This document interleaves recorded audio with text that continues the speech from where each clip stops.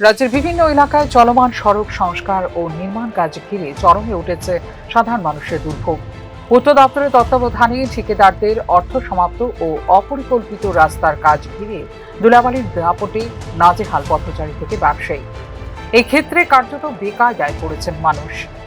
এই রাস্তা দিয়ে একটা গাড়ি গেলে আঘাত দিয়ে বাইক চালানোর কোনো ক্ষমতা নাই, বুঝলেন? কি সমস্যা কিটা? সমস্যা দেয় না, রাস্তা কবে কার্পেটিং করে রেখেছে, ফিজের কোনো খবর নাই, কিছু নাই। এটা গাড়িগুলো চালান যা, বাইক চালান যায় না, কিছু না। আচ্ছা, ধুলাবালির সমস্যা নেই? ধুলাবালির সমস্যা শুধু আসেনি, দেন না, বাড়ি ঘরের অবস্থা দেন না। গরমের শুরুতেই যখন মানুষ তাপ প্রবাহ সামাল দিতে ব্যস্ত, তখন রাস্তা জুড়ে উঠছে শুধু ধুলা। কোথাও পুরনো পিচ উঠে গিয়ে কাঁচা মাটি বেরিয়ে পড়েছে, কোথাও আবার বড় বড় গর্ত সৃষ্টি হয়েছে। একদিন আগেও যে রাস্তা চলাচলের উপযোগী ছিল, পরদিনই তা হয়ে যাচ্ছে ধুলোর মরুভূমি। যে কোনো যানবাহন চলাচল করলেই আকাশে বাতাসে তৈরি হচ্ছে ধুলার ঘন কুয়াশা। ফলে সম্পূর্ণভাবে দূষিত হয়ে পড়ছে রাস্তার আশপাশের পরিবেশ। রাস্তা লাগোয়া বাড়িগুলির অবস্থা অত্যন্ত শোচনীয়। জানালা দরজা বন্ধ রেখেও উপায় নেই, ধুলা ঢুকে পড়ছে ঘরের ভেতরে, এমনকি রান্নাঘর পর্যন্ত।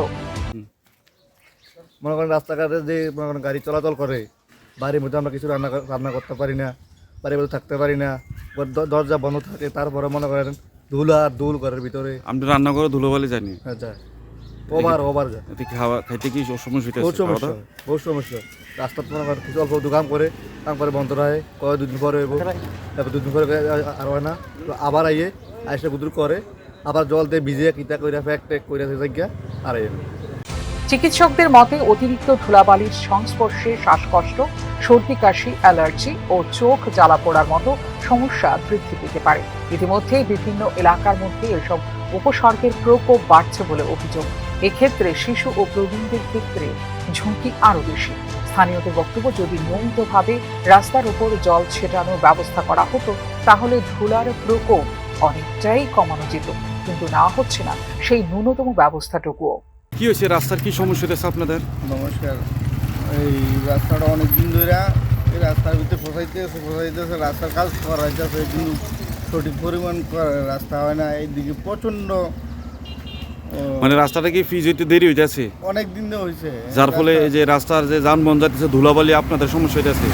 ধুলাবালি আমার আজকে এই কয়েকদিনে আমি কাজ মানে এই ধুলাবালি দোকানদারি করি, প্রচণ্ড ধুলাবালি ঢুকে আমার পরে কাজ দিবা না কেমনে ইতেন হলে প্রচণ্ড অনেক ঠিক ইতেন বালু পারে মুখের থেকে। আপনি দোকানে বালু ঢুকে দিনের ভিতরে মনে হয় 1000 বার দোকান মোছা হয়, এরপরে প্রত্যেকটা গাড়ির সাথে সাথে বালু ঢুকে। আর এদিকে আশেপাশে মানুষের ভাত খেতে অসুবিধা হইতেছে, ভাত খেতে খাইতে পারতেছে না বালুর কারণে।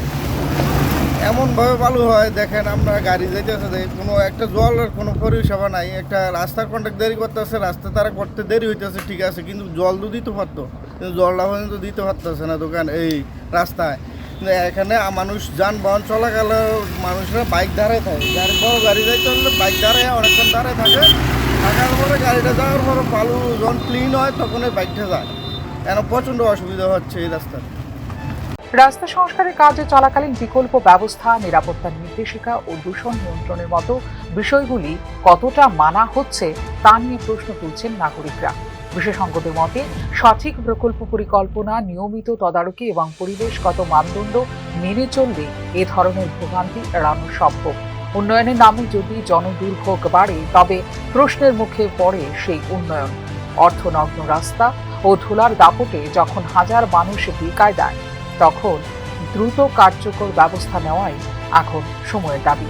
কাজ হোক, কিন্তু তা হওয়া উচিত নিয়ম মেনে, জনস্বার্থ মাথায় রেখে, এমনটাই দাবি সাধারণ মানুষের। Bureau report, news now.